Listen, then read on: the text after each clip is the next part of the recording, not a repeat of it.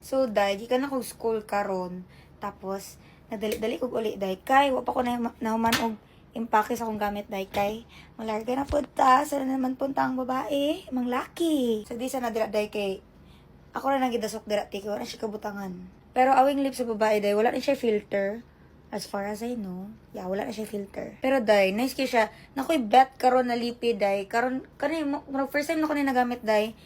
Bet na ako siya. Ano niya siya sa Owen James na lipi niya siya sa Owen James in the shade 05 niya by one take on bet ni no.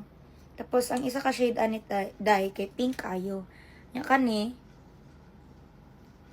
dark ayo bet nako siya kay if ano dye kanang mag light makeup ka ti dapat imong lipi dye medyo dark ana for me lang mo nang ginabuhat kanang murag plakado tan-awan ng lipi dye ba.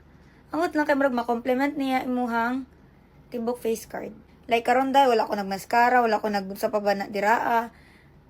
Iguro ko nag skin tint. Tapos nag-powder test kani. Ah, di ba?